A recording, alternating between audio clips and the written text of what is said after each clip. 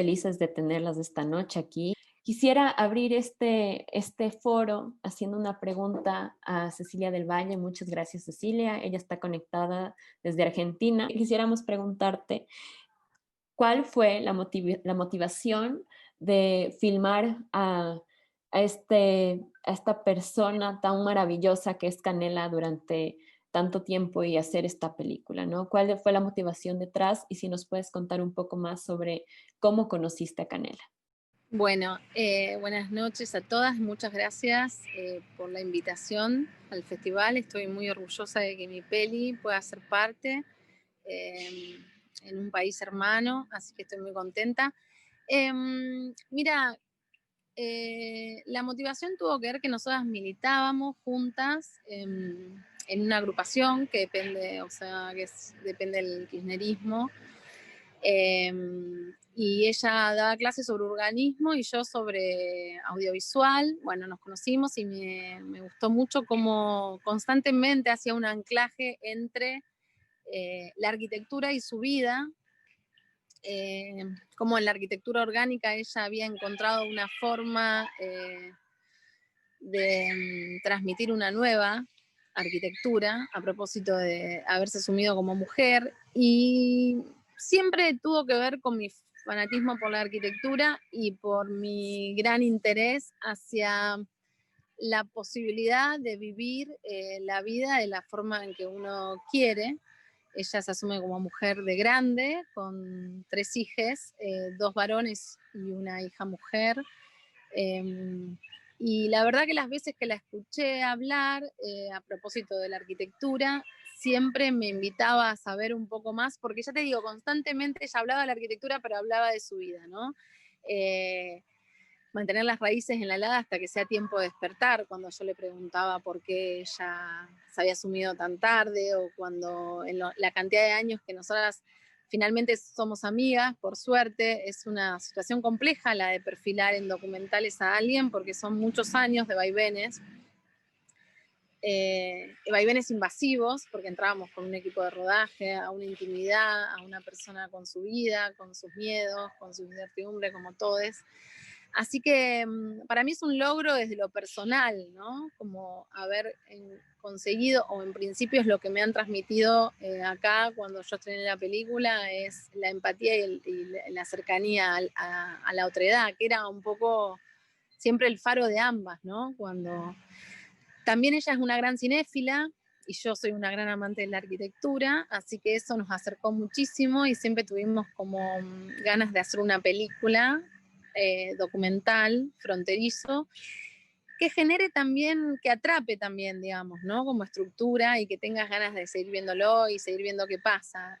No es un documental purista de observación tradicional, creo que ambas siempre fuimos muy conscientes de eso, y ella siempre estuvo como de acuerdo con esta modalidad planteada desde un principio para poder transmitir esta historia hermosa. Muchas gracias. Justo hablábamos en el antetelón de qué significa el cuidado en esta película, ¿no? Cómo el cuidado es puesto justamente como uno de lo que se cuestiona dentro del documental de Canela, ¿no? No sé si nos puedes contar un poco más sobre esto. ¿Cómo fue esa discusión para ella, con la familia, ¿no? Y bueno, cuenta. Sí, ella, la película, hablando un poco de procesos creativos y de procesos de tránsito y de tratar de encontrar respuestas o amigarse con las preguntas al menos, creo que en ese sentido, en el paréntesis que yo registro de su vida, que es el de preguntarse si ella necesita hacerse una intervención quirúrgica para sentirse mujer o sentirse más mujer, una gran pregunta.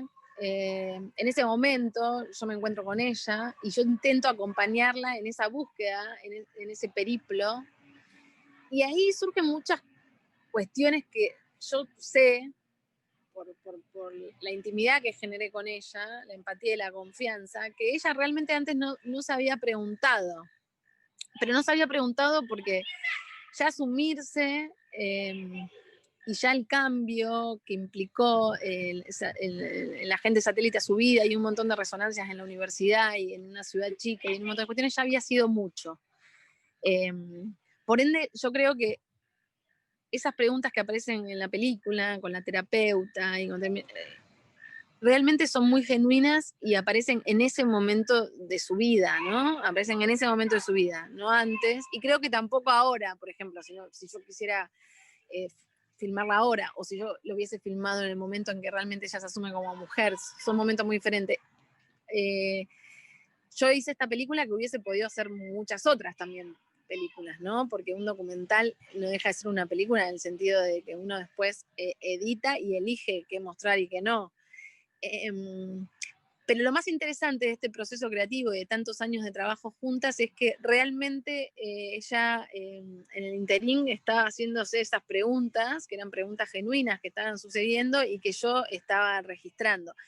No estoy tan segura de que ella se las haya respondido. Lo que sí sé que ella hoy vive desde un lugar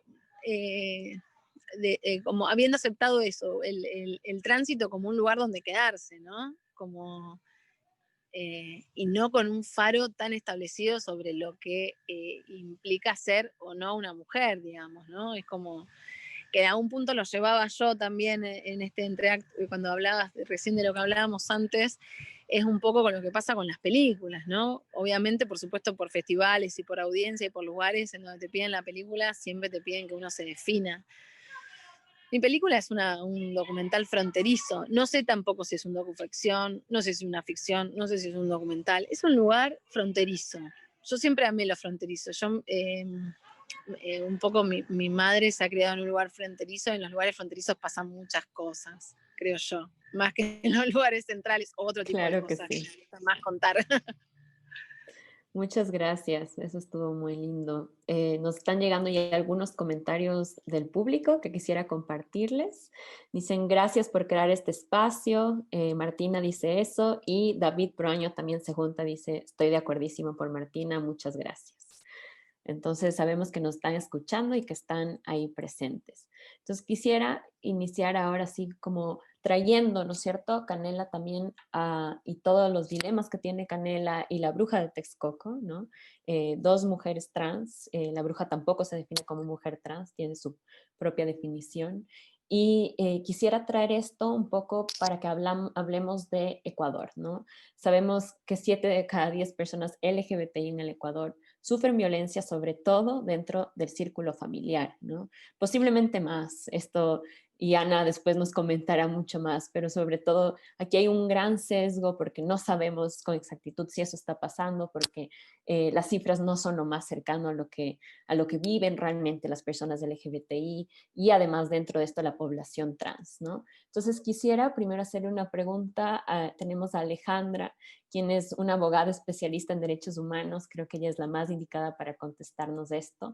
¿Cuáles son los derechos jurídicos conquistados por la población trans? Porque han sido conquistados, empezaron siendo, ¿no es cierto?, todos los derechos LGBTI en Ecuador conquistados por la población trans a partir de 1997, el evento en Abanicos Bar, ¿no? Y esto es una memoria que nos trae siempre a pensar en la importancia de la población y de toda la visibilidad que se ha ido dando con el tiempo. Entonces, Alejandra, quisiéramos que nos comentes, desde tu experiencia como abogada, cuáles han sido estos derechos conquistados y cuáles son los desafíos que vienen en los derechos. Ya, bueno, muchas gracias por la invitación a este foro. Quisiera agradecerles a ustedes por organizar un foro tan importante en el que se puede visibilizar estas problemáticas y a Cecilia por producir esta película documental, ficción, como lo quieran llamar, que muestra a una mujer trans tan valiente como es Canela.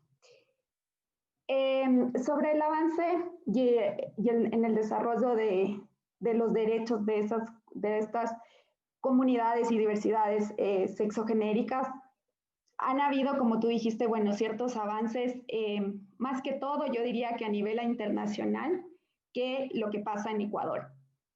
A nivel internacional, bueno, sí tenemos instrumentos internacionales que protegen varios derechos de las diversidades sexogenéricas, sobre todo el derecho a la igualdad y no discriminación en base a su identidad de género. Estos instrumentos son, por ejemplo, creo que uno de los más importantes son los principios de Yogyakarta, que se refieren específicamente a la orientación y a la identidad de género. De ahí tenemos, bueno, la Convención Americana sobre Derechos Humanos, que también protege varios derechos a la igualdad, a la intimidad personal, que es muy importante. También tenemos varias resoluciones de la Asamblea de Naciones Unidas que protege a la comunidad LGBTI. Pero en Ecuador, básicamente con la Constitución del 2008, se dio un paso en este sentido, porque antes, en la Constitución del 98, no decía que la igualdad tenía que ser también respetando la identidad de género, que no se podía discriminar en base a la identidad de género. Pero ahora en la Constitución que tenemos actualmente se añadió esto. Y esta es una forma, bueno, jurídicamente de proteger de una manera más amplia. Pero bueno, como te decía, como avances en Ecuador creo que falta mucho. Creo que el mayor problema que nosotros tenemos ahorita es que no contamos con una ley de identidad de género. Se intentó hace aproximadamente unos 3 años dar un avance en esto, pero no se logró, bueno, ya sabes, desde la Asamblea por ciertas presiones políticas y ciertos grupos que se oponen a que haya una ley que visibilice esta realidad y estas diversidades sexogenéricas. Ese para mí es el mayor problema que tenemos ahorita. Y también porque contamos únicamente con una ley orgánica de registro civil que de alguna forma permite estos cambios de sexo, o sea, en base a las decisiones voluntarias de las diversidades sexogenéricas, pero pone muchas trabas, porque primero te pide que sea a través de una sentencia judicial, que eso ya es un gran problema, y segundo, la persona tiene que ser mayor de edad y tiene que pedir que se cambie, o sea, en la cédula que en vez de que diga sexo, diga género. Entonces, de alguna forma esto aumenta la discriminación porque va a ser más visible que la persona tomó la decisión de cambiarse de sexo. Y esto, según mi opinión, crea más problemas, como les expliqué. Y esto hace que sean más invisible esta comunidad, estas diversidades sexogenéricas en nuestra sociedad. Perfecto, muchas gracias.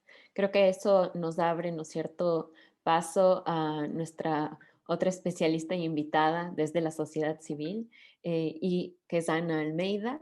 Primero que nada, quisiera, Ana, que nos puedas contar cuál fue tu reacción cuando viste La Bruja de Texcoco, y en este caso, sobre todo, Canela, que tú la viste con anterioridad, y que nos cuentes cuál es la realidad de las personas trans en el Ecuador, de la población trans en el Ecuador. Primero quería darles un saludo y un saludo caluroso de parte de CARE Ecuador, a quien estoy representando en este momento. Ellas han tenido la gentileza de pedirme que presente este foro a nombre de CARE Ecuador. CARE ha apoyado el Festival X y para nosotras como CARE, pues apoyar estas iniciativas feministas que muestran una realidad que muchas veces no se muestra, pues es un privilegio. Así es que también les agradecemos por habernos considerado como parte de este interesante proyecto. Muchas gracias. Festival.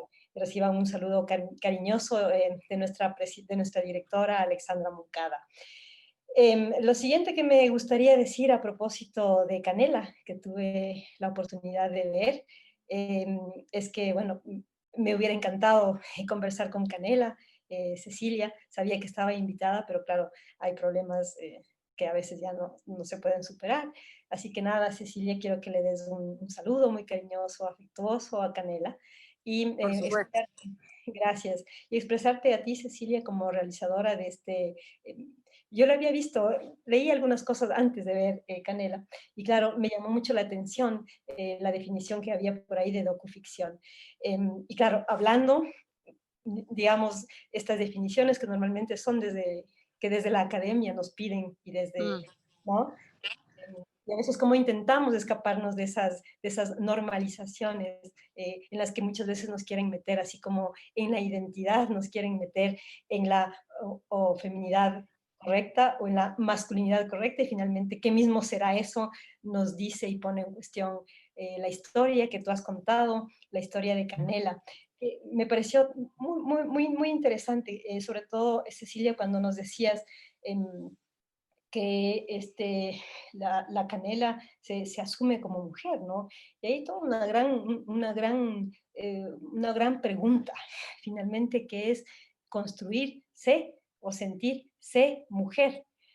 Porque hay muchas disidencias en cuanto a lo que eso significa, ¿no? Y yo te preguntaba, y para que la gente sepa que el documental se hace en Rosario, y que claro, hay muchas historias trans muy parecidas a lo largo del territorio argentino, unas más que otras. Por ejemplo, dentro del activismo tenemos ahí como gran referente a la ya desaparecida Loana Berkins, ¿no? Que bueno, ella es de Buenos Aires, pero también tenemos a Maite Amaya, también ya murió, ella murió en 2017, y claro, ella nos ponía también en cuestión y en tensión, y ella decía, yo nunca quise ser mujer.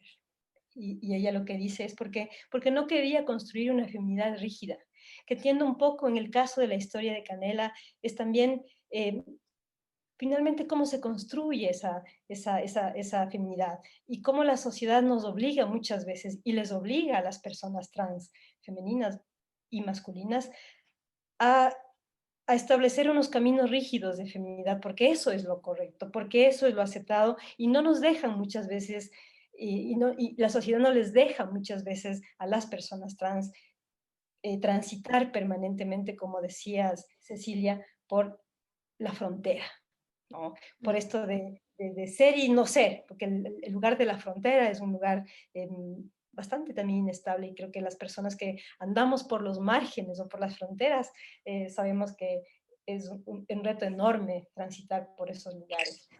Me gustó mucho, y creo que con eso puedo terminar esta pequeña primera parte, esta narración que haces porque la Canela es una arquitecta, ¿no? Y se presenta en el documental como una arquitecta que construye, pero que también instruye, porque es profesora en la universidad, que de hecho entiendo es donde ustedes se conocieron.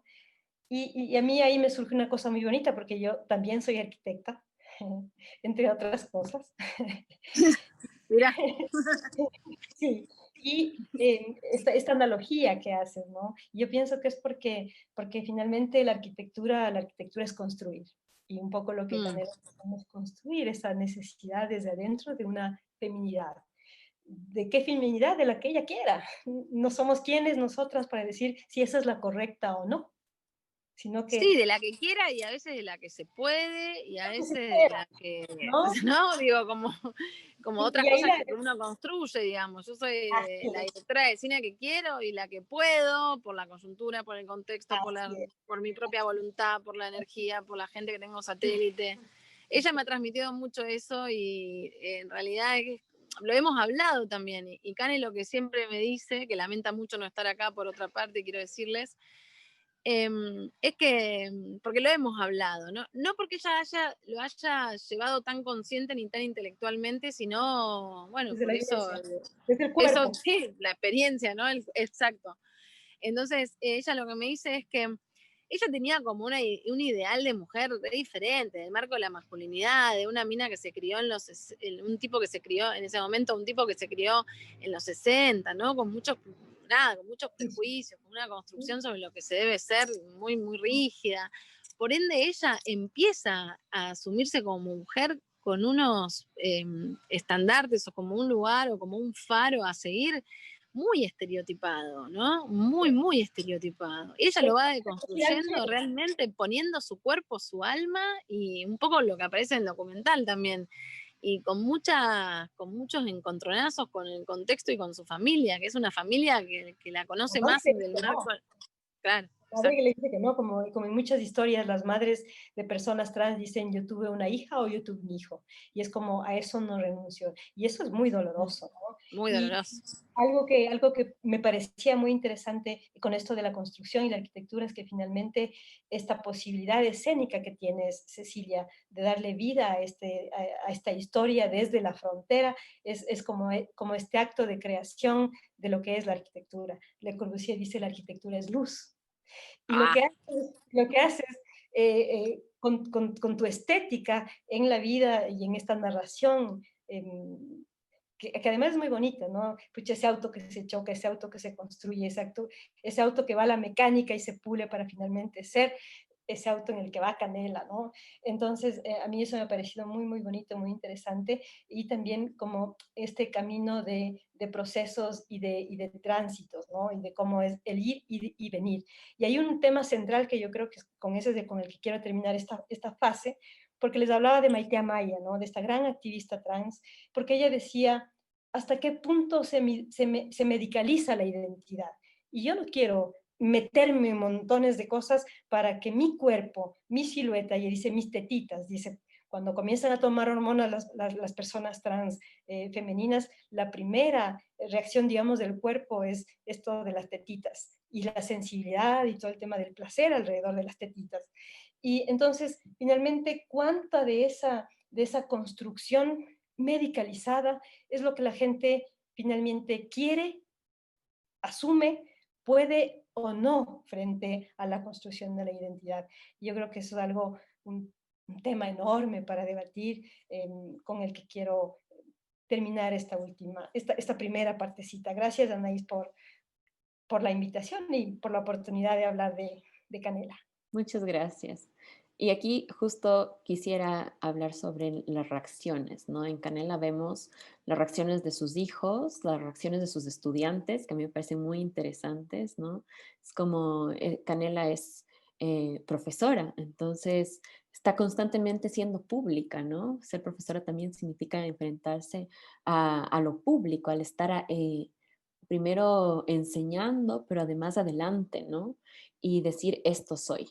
Esto en el Ecuador es una de las grandes brechas y discriminaciones que existen para las personas LGBTI, ¿no? Lo dijo Alejandra antes, hay una gran deuda de parte del Estado. Y quisiera, antes de que finalicemos con esto, que Ana nos comentes un poco sobre cuál es la realidad de las personas trans en el Ecuador. ¿Cuáles son las profesiones a las que pueden acceder? Algo que nos llama la atención de Canela, por ejemplo, es esto, que sea arquitecta, ¿no? Esta no es la misma realidad para muchas personas trans que no pueden acceder a la educación. Entonces, quisiera que podamos hablar un poco de cuáles son las vulneraciones para también centrarnos en lo que está pasando en el Ecuador. La historia de Canela nos llega justo un comentario hermoso desde Esmeraldas, además, desde el norte del país, que dicen, hemos asistido emocionadas a las historias hermosas documentadas de este festival. Linda esta película y felicitaciones a Canela que nos ha conmocionado. Y creo que esto muestra justamente lo que decías antes, Ana, ¿no? Es una conmoción por muchas reacciones, por muchos lugares que nos permite la sensibilidad de Canela y su historia. Entonces, con esto te dejo y quisiera que podamos cerrar con esta parte de saber cuál es la realidad que estamos viviendo en el país, cuál es la realidad que más bien dicho las personas trans están viviendo en el país, ¿no? Sí, bueno, yo trabajo desde hace 18 años, milito desde hace 18 años desde una postura y desde un colectivo transfeminista, donde hemos entendido que lo trans atraviesa los cuerpos y que eso nos hace bastante cercanas a las personas femeninas, a las feminizadas y a los cuerpos y a las masculinidades contrahegemónicas.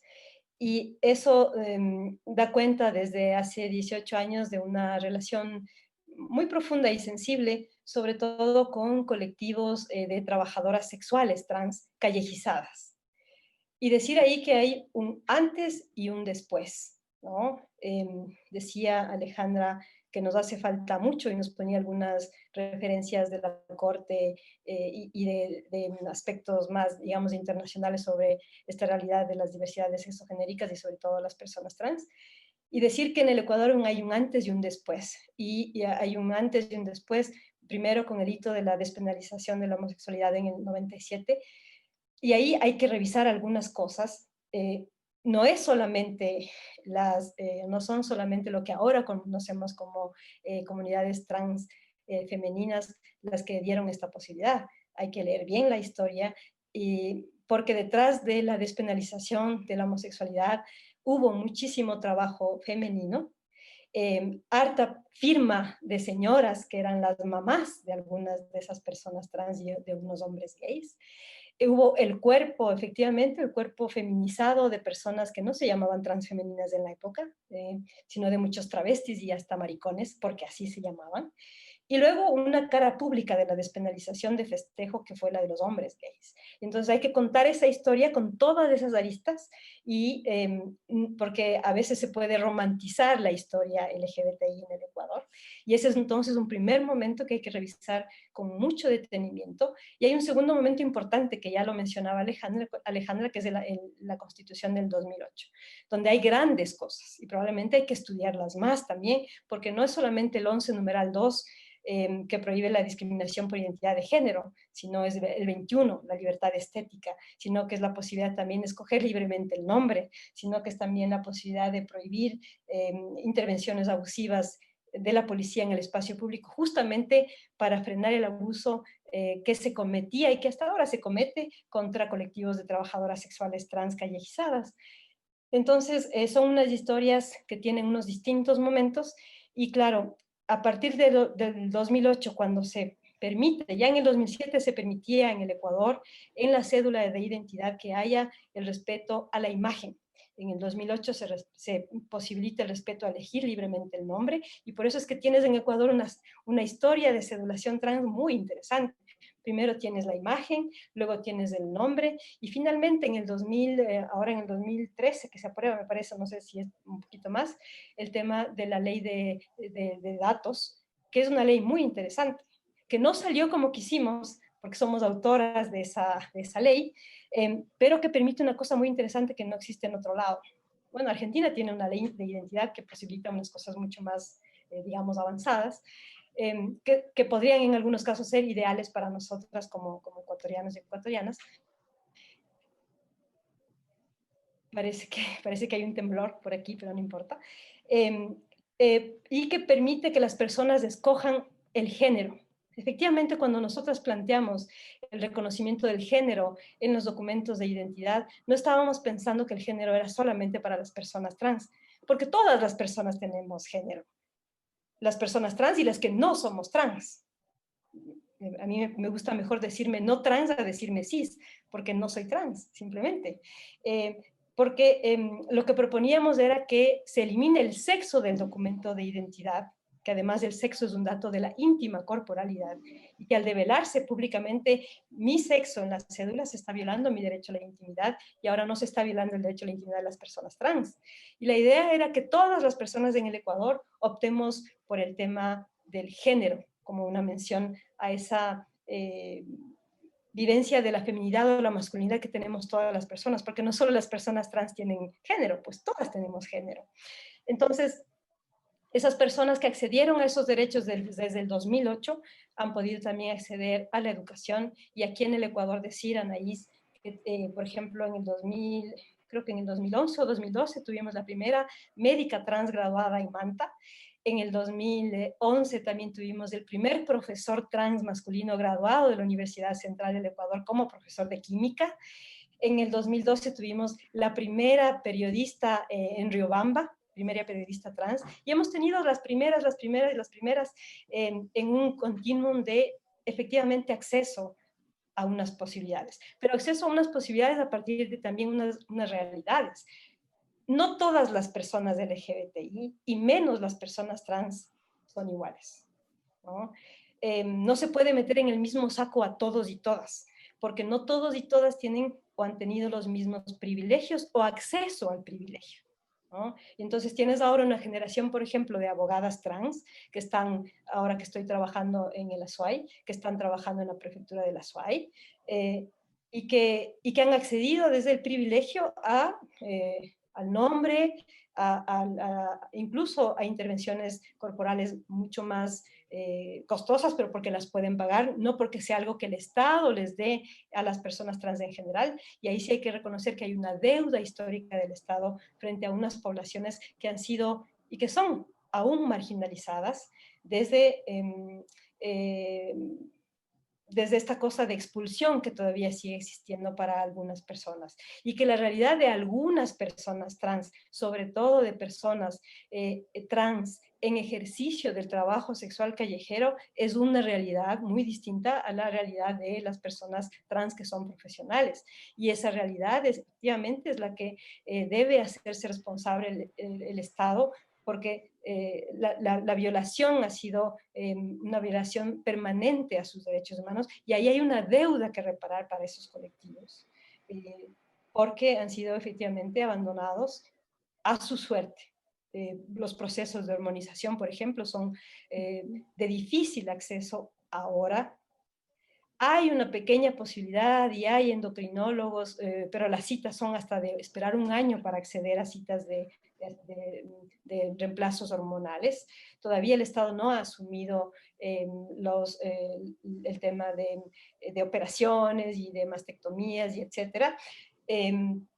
Entonces hay una realidad trans que es muy compleja y muy difícil de ciertas personas y de ciertos colectivos que efectivamente tienen, como sabemos, y eso es brutal, una expectativa de vida de 35 años, pero no todas las personas trans. Las que están en situación de calle y que ahorita tienen 30 años porque han pasado en la calle desde los 15 años. Entonces, también yo creo que ahí hay que hacer un ejercicio de diferenciación, de que no todas las personas LGBT, IQ+, y lo que quieras, o no por pertenecer a esa gama de la diversidad sexogenérica, se vive igual en el cuerpo. Hay unas situaciones que establecen jerarquías, ¿no? Y además en nuestro país y en América Latina, el tema del machismo, el tema de las relaciones de poder patriarcales hacen que unas personas que viven feminidad y unas personas que viven masculinidad o que experimentan esa masculinidad y esa feminidad estén en peor situación que otras, iguales que experimentan procesos de identidad fluida, ¿no? Claro que Entonces, sí. es una situación compleja, pero es una situación también en el Ecuador de reconocimiento de derechos y sobre todo de una sociedad civil muy activa frente a la demanda de exigibilidad de esos derechos. Hay también una ola en este momento, una ola normalizadora que intenta meternos a todos y todas en un mismo saco para que ahora las personas transfemeninas vayan por la línea de la feminidad rígida y de ahí no se salgan. Y eso es como esa imposición asimilacionista, binaria, es con la que muchos colectivos que estamos en desacuerdo en esa historia lineal y no diversa de las vivencias de las diversidades sexuales, no sea silenciada. Hay De que acuerdo, muy de contar acuerdo. la historia de la diversidad con más, hay que estudiar la historia de la diversidad con más, con más apertura y no permitirnos una sola forma de leernos, porque dentro de la diversidad hay muchas formas, hay muchos Es colores muy más de diversa la diversidad. muchos más de los Muchísimas colores gracias. que nos pretenden. Ha sido una explicación, me parece que has hecho un histórico desde el 97 sobre la lucha y la conquista de derechos, ¿no? Y te agradezco mucho por eso. Quisiera mencionar que durante la cuarentena hubieron 3 transfeminicidios, de los cuales se conocen que fueron así, y a los cuales les rendimos memoria y esperamos que se puedan entender mucho más dentro del sistema de justicia, porque sabemos que es otro de los temas sumamente invisibilizados y que lo mencionaste, Ana, ¿no? La expectativa de vida que tiene que ver con esto, ¿no? Con la violencia estructural que vivimos en el Ecuador. Muchas gracias y muy buenas noches.